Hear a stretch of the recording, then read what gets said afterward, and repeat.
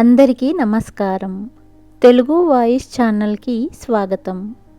ఈ రోజుటి మన కథ వృద్ధాప్య బాధ. కొడుకు మరియు కోడలితో రోజూ జరిగే గొడవలతో విసిగిపోయిన సాయినాథ్ గారు తన గదిలోకి వెళ్ళి తన బ్యాగ్ సర్దడం ప్రారంభించాడు. అతని బట్టలు కొన్ని జతలు సర్దుకున్నాడు మరియు బాధాకరమైన హృదయంతో తన భార్య ఛాయాచిత్రాన్ని అందుకొని మన ఒక్కగానొక్క ప్రియమైన కొడుకును ఎంత ముద్దుగా పెంచుకున్నాము అని చెప్పి కన్నీళ్ల పర్యంతమయ్యాడు. కానీ అంతలోనే ఇలా ఆలోచించడం ప్రారంభించాడు. బలహీనంగా ఉండాల్సిన సమయం కాదు. కన్నీళ్లతో బ్యాగ్లో భార్య ఫోటో పెట్టుకొని వృద్ధాశ్రమంలో ఉంటున్న తన స్నేహితుల్లో ఒకరికి ఫోన్ చేసి తను కూడా వృద్ధాశ్రమంలో ఉండాలనుకుంటున్నానని చెప్పాడు. అంతా విని తన స్నేహితుడు రాధాకృష్ణ గారికి ఏమీ మాట్లాడలేక మౌనంగా ఉండిపోయారు. కొడుకు కోడలు రోజువారీ గొడవలతో విసిగిపోయాను. 1 గంటలో నీ దగ్గర ఉంటాను, సాయినాథ్ గారు చెప్పారు. అతను తన ఇంటి నుండి బ్యాగ్తో బయలుదేరినప్పుడు కొడుకు మరియు కోడలు వారి గదిలోనే ఉన్నారు. వారు కూర్చుని టీ ఆస్వాదిస్తున్నారు. కానీ వారిద్దరిలో ఎవరూ కూడా ఎక్కడికి వెళ్తున్నారని కానీ ఆపడానికి కానీ ప్రయత్నించలేదు. అవమానకరమైన జీవితంతో విసిగిపోయిన సాయినాథ్ గారు వృద్ధాశ్రమానికి చేరుకున్నాడు. తక్కువ కాలంలోనే అతనికి వృద్ధాప్య ఆశ్రమంలో చాలామంది స్నేహితులయ్యారు. అతను తన యోగక్షేమాలను అందరితో పంచుకుంటూ అందరితో కలిసి రోజు ఉదయాన్నే వ్యాయామం కూడా చేసేవారు. క్రమంగా సాయినాథ్ గారు ఇంట్లో కంటే ఆశ్రమంలోనే సంతోషంగా ఉండేవాడు. అందరూ కలిసి భోజనం చేసేవాళ్ళు. రోజు భార్య ఫోటోతో మాట్లాడేవాడు. నువ్వు నన్ను వదిలేసి వెళ్ళిపోయావు. ఎవరి కోసమైతే ఒకప్పుడు నా చెమటను నీళ్ళలా చిందించానో ఆ కొడుకు కూడా నన్ను ఆదుకోలేదు. ఒకరోజు సాయినాథ్ గారు వృద్ధాశ్రమం ప్రాంగణంలో తిరుగుతూ ఉండగా ఆశ్రమం బయట కారు ఆగింది. అందరూ కారు వైపు చూడడం మొదలుపెట్టారు. ఈరోజు మళ్ళీ ఎవరో వృద్ధులు మన మధ్యకు వచ్చారు. పిల్లలను ఎంత శ్రద్ధగా పెంచి వృద్ధి చేసిన తల్లి తండ్రి ఇలాంటి రోజు చూడవలసి వస్తుంది అనుకున్నారు అందరూ. ముందుగా కారు నుంచి కొడుకు దిగాడు. అతని వెనుక ఒక మహిళ, బహుశా ఆమె అతని తల్లి కావచ్చు. కొడుకు చేయి పట్టుకొని బయటికి వచ్చింది. ఆ స్త్రీకి దాదాపు 65 ఏళ్ళు ఉండొచ్చు. చీర కొంగు తలపై ఉండడం వల్ల ఆమె ముఖం సరిగ్గా కనిపించడం లేదు.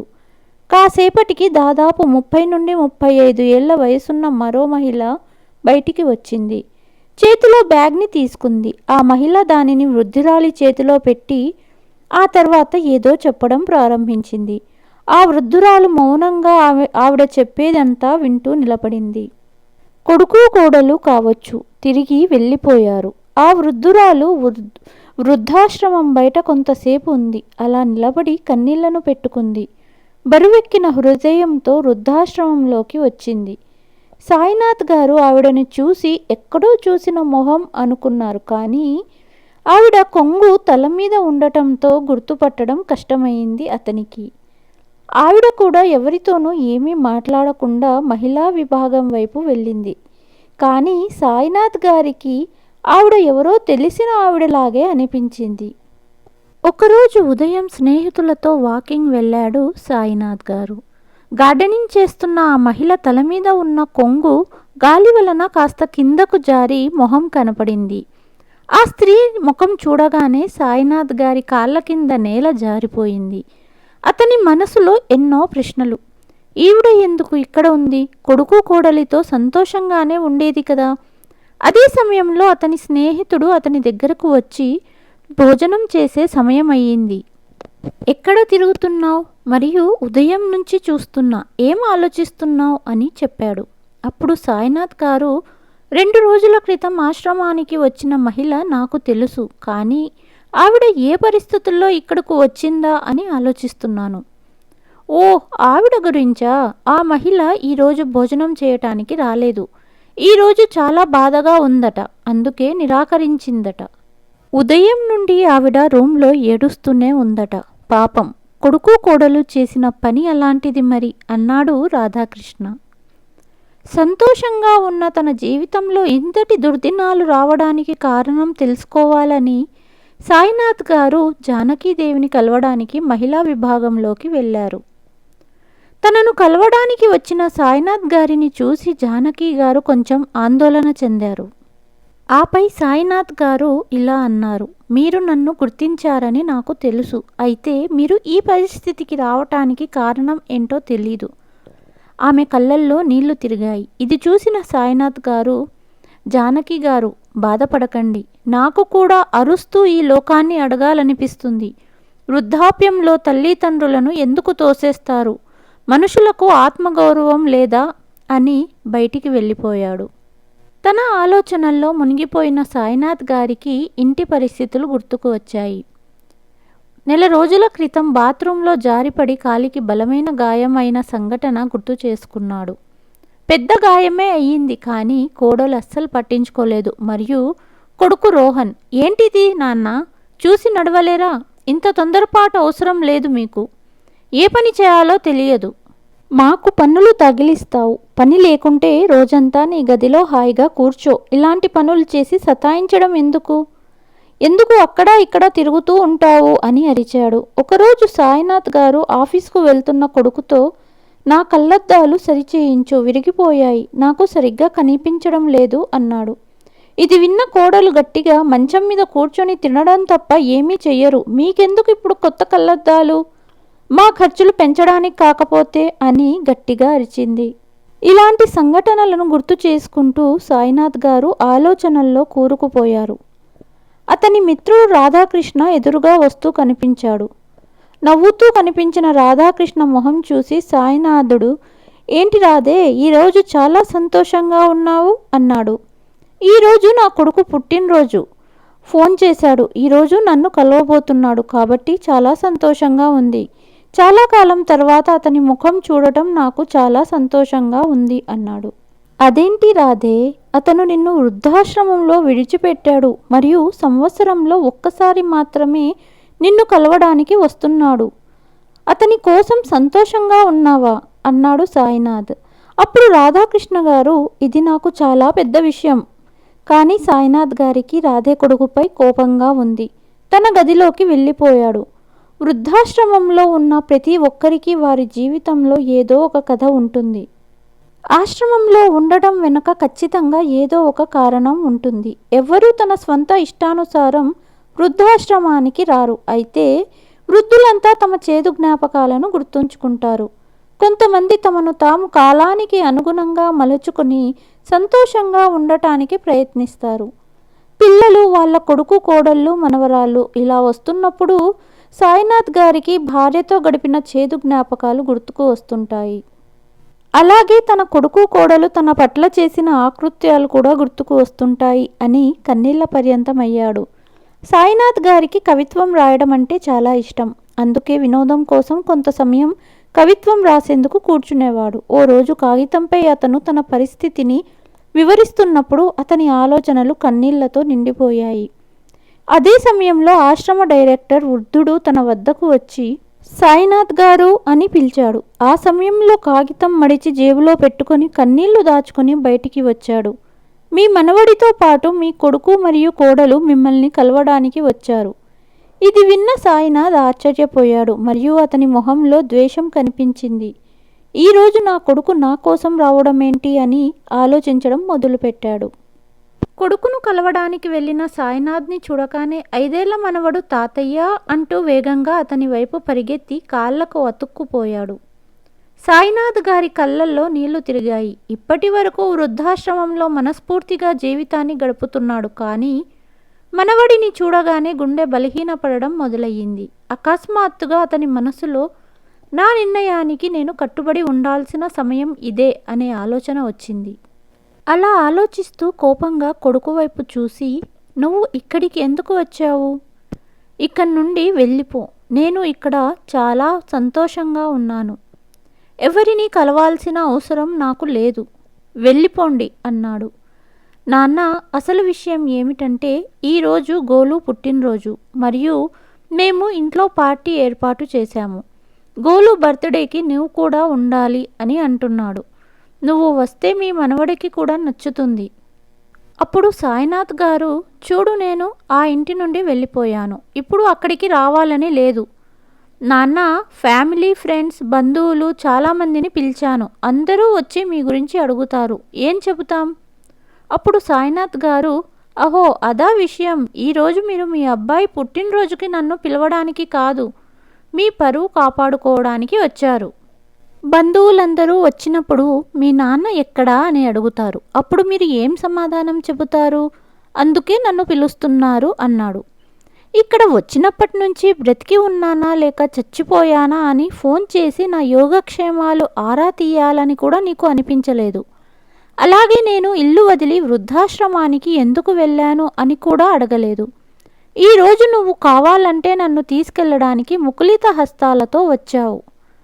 ఇక ఇదే నా ఇల్లు అంటూ సాయినాథ్ గారు తన గదివైపు వెళ్ళడం మొదలుపెట్టారు. అప్పుడు కొడుకు కోడలు ఇద్దరూ తమలో తాము ఒక ప్లాన్ వేసుకున్నారు. ఇలా నాన్న ఒప్పుకోడు, ఏదో ఒకటి చెయ్యాలి, లేకపోతే బంధుమిత్రుల మనల్ని అసహ్యించుకుంటారు అని కన్నీళ్లు పెట్టుకొని ఇద్దరూ సాయినాథ్ దగ్గరకు వెళ్ళారు. నాన్న, దయచేసి నన్ను క్షమించండి. ఇది మీ మనవడి పుట్టినరోజు. మీ మనవడి ఆనందంలో ఈ గొడవంతా ఎందుకు? అనిపించట్లేదా మీకు? తాతయ్య, మనం చాలా సరదాగా గడపొచ్చు రండి అన్నాడు మనవడు. మనవడి మాటలు విని సాయినాథ్ అంగీకరించాడు.